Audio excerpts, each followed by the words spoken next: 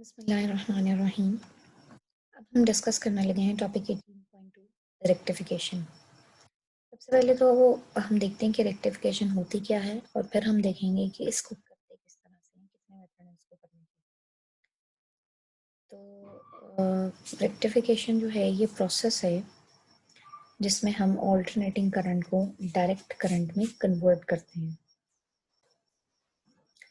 तो जब हमने अपनी इलेक्ट्रोमैग्नेटिज्म वाला या इलेक्ट्रोमैग्नेटिक इंडक्शन वाला पोर्शन पढ़ रहे थे, उसमें हमने देखा था कि जनरेटर था, एसी जनरेटर था जिससे हमें ऑल्टरनेटिंग करंट मिलता था। वहां भी हमने देखा था कि इस ऑल्टरनेटिंग करंट को किस तरह से हम डायरेक्ट करंट में चेंज करते हैं, लेकिन वो उसी जनरेटर के थ्रू था और उसमें हमें कंस्ट्रक्शन में चेंजिंग्स करनी होती थी। ठीक है, लेकिन यहाँ पे क्या है, यहाँ पे हम सेमीकंडक्टर्स को यूज करके, डायोड्स को यूज करके ऑल्टरनेटिंग करंट को डायरेक्ट करंट में चेंज करवा सकते हैं। इस प्रोसेस को हम कहते हैं कि ये रेक्टिफिकेशन है। ठीक है। जहाँ कहीं भी हमें डायरेक्ट करंट की ज़रूरत पड़े और हमारे पास सप्लाई पे ऑल्टरनेटिंग करंट हो, तो बजाय इसके कि हम उसका पूरा सर्किट चेंज करें, उसकी जनरेटर की पूरी कंस्ट्रक्शन चेंज करें, हम एक डायोड यूज़ कर लेते हैं। सॉरी, एक नहीं, हम डायोड्स यूज़ कर लेते हैं। जिस तरह भी यूज़ करना होगा अभी देखते हैं उसको। तो हमारा ऑल्टरनेटिंग करंट जो है वो डायरेक्ट करंट में चेंज हो जाएगा। तो दो तरीके हैं करने के, रेक्टिफिकेशन करने के दो तरीके हैं। एक को हम कहते हैं हाफ वेव रेक्टिफिकेशन और एक को हम कहते हैं फुल वेव रेक्टिफिकेशन। अच्छा, हाफ वेव में क्या होगा, थोड़ा सा मैं आपको डिस्क्राइब कर दूं। हाफ वेव रेक्टिफिकेशन का मतलब ये होगा कि आपके पास जो डायरेक्ट करंट में आएगा ना, उस पर एक वेव का हाफ पार्ट आएगा, जो नेगेटिव पार्ट होगा उसमें से एक्सक्लूड हो जाएगा। जबकि फुल वेव रेक्टिफिकेशन में क्या होगा, फुल वेव रेक्टिफिकेशन में होगा कि जो नेगेटिव साइकिल था, नेगेटिव पार्ट था एक साइकिल का, वो भी आपको पॉजिटिव साइकिल बन के डायरेक्ट करंट की फॉर्म में मिलेगा। ठीक है, तो इस तरह से जो है ये बिल्कुल वही चीज है जो हमने पहले भी पढ़ी थी, लेकिन अब उसका प्रोसेस चेंज हो गया, उसको करने का तरीका चेंज हो गया। ठीक है, हम बारी बारी डिस्कस करते हैं। सबसे पहले हाफ वेव रेक्टिफिकेशन। ये फिगर 18.8 में शो की गई है, ये रही 18.8 ए। देखिए, ये आपके पास इनपुट सिग्नल है, थोड़ी ब्लर सी पिक्चर है, जरा जूम कर दूं। ये देखिए इनपुट सिग्नल है, ये ऑल्टरनेटिंग करंट है, और आउटपुट पे आपको क्या मिल रहा है, ये देखिए, ये पॉजिटिव साइकिल, उसके बाद नेगेटिव साइकिल की जगह एक लाइन है, फिर उसके बाद फिर positive cycle and so on. तो ये है हाफ वेव रेक्टिफिकेशन, जिसमें आपने वेव का हाफ पार्ट जो है, जो नेगेटिव पार्ट था, उसको एक्सक्लूड करा दिया है, उसको स्किप करा दिया इसमें से। ठीक है, अब इसको डिस्कस करेंगे। इस सर्किट को सबसे पहले देखते हैं कि सर्किट के अंदर क्या है। एक एसी सोर्स लगा हुआ है, एसी सोर्स के साथ आगे आपने लगाया हुआ है एक डायोड, ये आपको डायोड का सिंबल नजर आ रहा है। ठीक है, ये पी साइड है उसकी, और ये वर्टिकल लाइन जो है ये वाली एन साइड है। तो इस तरह आपने एक डायोड लगाया हुआ है और आगे एक रेजिस्टेंस लगी हुई है जिससे आप आउटपुट लेंगे। तो क्या होता है कि where an alternating voltage of period t called input voltage is applied to a diode D, which is connected in series with the load resistance R. In this method, only one half of alternating current cycle is converted into direct current. ये सारी वही बात जो अभी हमने discuss की थी। अब जब पहला पॉजिटिव साइकिल आता है, अब हम ये देखने जा रहे हैं कि रेक्टिफिकेशन होती किस तरह से। ठीक है, तो जब पहला पॉजिटिव पार्ट आया, यानी कि ये पॉजिटिव साइकिल आया, हाफ पार्ट आ गया, तो ये जो है 0 से t/2 तक होता है टाइम इसका। तो ये देखें, वही इंटरवल मेंशन किया, 0 से t/2, यानी कि फर्स्ट हाफ साइकिल या पॉजिटिव साइकिल जब आया, तो उस दौरान क्या होता है, चूंकि पॉजिटिव वैल्यूज हैं, पॉजिटिव वैल्यूज की वजह से ये पी वाला पोर्शन जो है ये पॉजिटिवली चार्ज, ये पॉजिटिव टर्मिनल के साथ कनेक्ट हो जाएगा, जिस तरह हमने बैटरी के साथ करवाया था। तो चूंकि पॉजिटिव वैल्यूज हैं, तो इसलिए जो पी टर्मिनल जो है, पी टर्मिनल के पास पॉजिटिव टर्मिनल बन जाएगा। ठीक है, इस पी जंक्शन के पी टाइप साइड के साथ जो है वो आप ऐसे समझ लें जैसे बैटरी का पॉजिटिव टर्मिनल कनेक्ट हुआ है। तो जब पी साइड के साथ पॉजिटिव टर्मिनल कनेक्ट होता है और इनसाइड के साथ नेगेटिव, तो फॉरवर्ड बाइसिंग होती है। तो फर्स्ट हाफ साइकिल के दौरान या पॉजिटिव साइकिल के दौरान आपका ये जो डायोड है it will be forward biased. Forward बाइस होने की वजह से आपके पास एक करंट की वैल्यू आती है, ठीक है। पॉजिटिव हाफ साइकिल में आपको करंट की वैल्यू मिल गई, लो रेजिस्टेंस हो जाती है, तो इस वजह से आपके पास जो आउटपुट है उस पर एक करंट की वैल्यू आ जाएगी, ठीक है। ये आपको साइकिल नजर आ रहा है, ये छोटा सा, ठीक है। उसके बाद नेक्स्ट हाफ साइकिल में क्या होता है, नेक्स्ट हाफ साइकिल यानी कि जो नेगेटिव साइकिल है, अब नेगेटिव वैल्यूज आएंगी पी साइड पर। तो जब पी टाइप या पी साइड जो है वो नेगेटिव बैटरी के नेगेटिव टर्मिनल के साथ अटैच हो और इनसाइड पॉजिटिव टर्मिनल के साथ अटैच हो तो रिवर्स बाइसिंग होती है और कोई करंट फ्लो नहीं करता। तो लिहाजा जब नेगेटिव साइकिल आएगा तो ये डायोड जो है ये रिवर्स बाइस हो जाएगा और सर्किट में से कोई करंट फ्लो नहीं करेगा और आपके पास आउटपुट पर भी कुछ नहीं आएगा। तो इस वजह से एक स्ट्रेट लाइन दिखाई गई है। फिर जब नेक्स्ट पॉजिटिव साइकिल आएगा तो दोबारा से ये फॉरवर्ड बाइस होगा और आपको एक आउटपुट मिलेगी। अगेन रिवर्स बाइस होगा नेगेटिव साइकिल के लिए और कोई आउटपुट नहीं मिलेगी। तो इस तरह से क्या किया, इस डायोड की मदद से हमने नेगेटिव साइकिल जो है उसको खत्म करवा दिया, ठीक है। इस तरह से हाफ वेव रेक्टिफिकेशन हम कर सकते हैं सिर्फ एक डायोड को यूज करके, ठीक है। ये देखिए थोड़ी सी एनिमेशन आपको दिखाई गई है,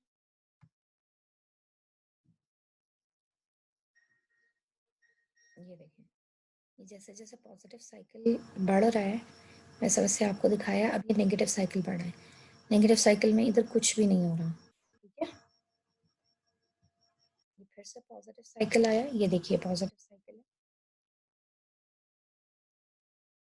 ये फॉरवर्ड बाइस हुआ था, आपको आउटपुट पर भी मिल गया। अब ये नेगेटिव साइकिल है, डायोड रिवर्स बाइस हुआ है, आपको आउटपुट पर कुछ नहीं मिल रहा। अगेन पॉजिटिव साइकिल आया, फॉरवर्ड बाइसिंग और आपको आउटपुट पर मिल रहा है। फिर नेगेटिव साइकिल आया, रिवर्स बाइसिंग, आपको आउटपुट पर कुछ नहीं मिल रहा है। तो ये जो है ये एनिमेशन आपको बड़ा अच्छा सा दिखा रही है कि किस तरह से आपके पास रेक्टिफिकेशन होती है, ठीक है। और ये फिगर के फॉर्म में भी दिखाया गया है, पॉजिटिव साइकिल के लिए आउटपुट आएगी, नेगेटिव साइकिल के लिए नहीं आएगी, फिर पॉजिटिव साइकिल के लिए आएगी एंड सो ऑन। तो इस तरह से जो है इसको इसको हम कहते हैं कि ये जो है हाफ वेव रेक्टिफिकेशन हो रही है, ठीक है। अच्छा, आउटपुट पर मैं बार बार करंट की बात कर रही थी, तो चूंकि लोड है तो करंट तो कंज्यूम करेगा लेकिन लोड के अक्रॉस आपको जो है वो वोल्टेज मिलेगा, तो आउटपुट जो है वो डीसी वोल्टेज ही होगी, ठीक है। तो ये थी हमारी हाफ वेव रेक्टिफिकेशन। अब हम देखते हैं कि फुल वेव रेक्टिफिकेशन कैसे होती है, यानी कि दोनों पॉजिटिव और नेगेटिव दोनों साइकिल्स को किस तरह हम पॉजिटिव बनाएंगे और इसको डायरेक्ट करंट में कन्वर्ट करेंगे। तो फुल वेव रेक्टिफिकेशन के लिए, हाफ वेव के लिए तो आपने देखा था कि एक डायोड सिर्फ यूज किया हमने, सिर्फ एक डायोड, और उससे आपकी हाफ वेव रेक्टिफिकेशन हो गई। और जब फुल वेव रेक्टिफिकेशन करनी है तो उसके उसके लिए हमें एक आप कह लें कि डायोड्स जो हैं उनको मेश की फॉर्म में अरेंज करना पड़ता है, ठीक है। तो ये सर्किट दिखाया गया है, ये सर्किट जो है ये हम यूज करते हैं फुल वेव रेक्टिफिकेशन के लिए, ठीक है। अब हम जिस तरह अभी हमने हाफ वेव रेक्टिफिकेशन देखी है उसी तरह फुल वेव रेक्टिफिकेशन देखते हैं, एक एक साइकिल लेके देखते हैं ये किस तरह से ये सर्किट जो है हमें फुल वेव रेक्टिफाई करके देता, ठीक है। एक तो ये भी थोड़ा सा दिखाया गया आपको, ठीक है। ये आपको नजर आ रहा होगा, ये एनिमेशन है, ठीक है।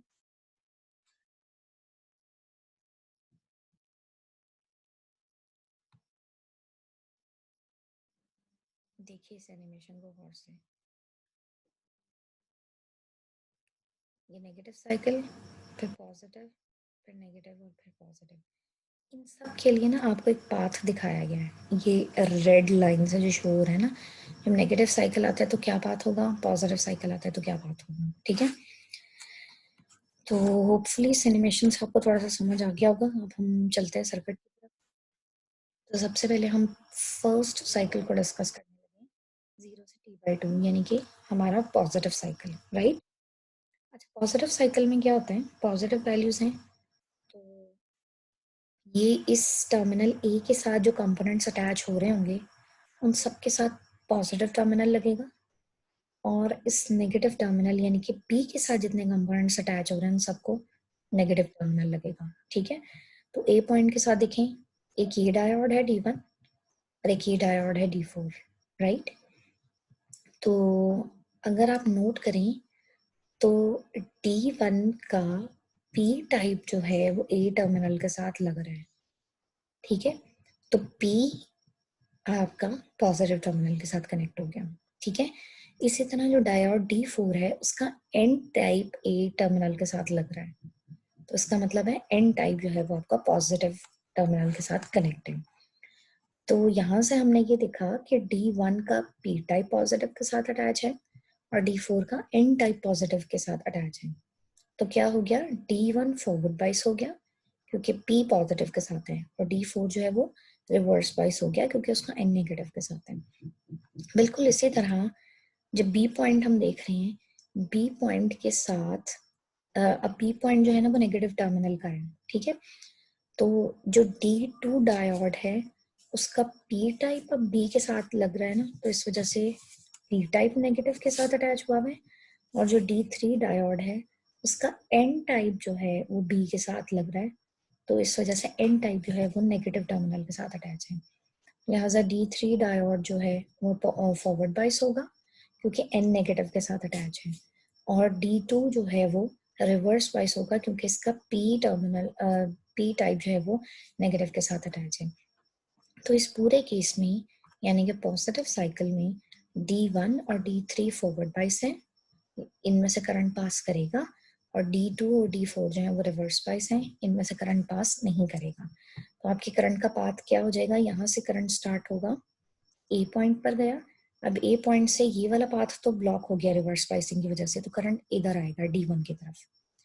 फिर D1 की तरफ पहुंचकर D2 तो जाहिर है ब्लॉक है रिवर्स बाइसिंग की वजह से, तो इसने अब R के पास आना है। R से फ्लो होता हुआ ऐसे और ऐसे इस पॉइंट तक पहुंचेगा, और इस पॉइंट पर आकर उसको D3 मिल रहा है, तो ये D3 पर आएगा, D3 फॉरवर्ड बाइस था, और यहाँ से होता हुआ 20 पॉइंट से होता हुआ ये दोबारा नेगेटिव टर्मिनल के पास चला जाएगा। तो ये जो पाथ है इसके थ्रू करंट फ्लो करता है फर्स्ट पॉजिटिव साइकिल में, ठीक है। तो फर्स्ट पॉजिटिव साइकिल में क्या हुआ, D1 D3 फॉरवर्ड बाइस हो गए और हमें एक पाथ मिल गया। पॉजिटिव साइकिल आता है तो मैं दिखाती, ये देखिए बिल्कुल वही पाथ जो अभी हमने बनाया हुआ था, ठीक है। एनिमेशन थोड़ा सा तेज चल रहा है, ये अगर स्टॉप होता तो मैं आप करके दिखाती, लेकिन चलें। तो ये था फर्स्ट पॉजिटिव साइकिल 0 से t/2 जिसमें हमें D1 और D3 दोनों से आउटपुट मिल गई, ठीक है। तो ये हमारे पास एक आउटपुट आ गई, राइट। अब हम देखते हैं कि नेक्स्ट साइकिल में क्या होता है। नेक्स्ट साइकिल की फिगर ये दिखाई गई है, t/2 से t में। t/2 से t में अपवर्ड जो है वो नेगेटिव आएगा और डाउनवर्ड जो है वो पॉजिटिव आएगा। अब नेगेटिव टर्मिनल जो है वो ए पॉइंट के साथ लग रहा है, और ए पॉइंट जो है वो D1 के P टाइप के साथ अटैच है और D4 के N टाइप के साथ अटैच है।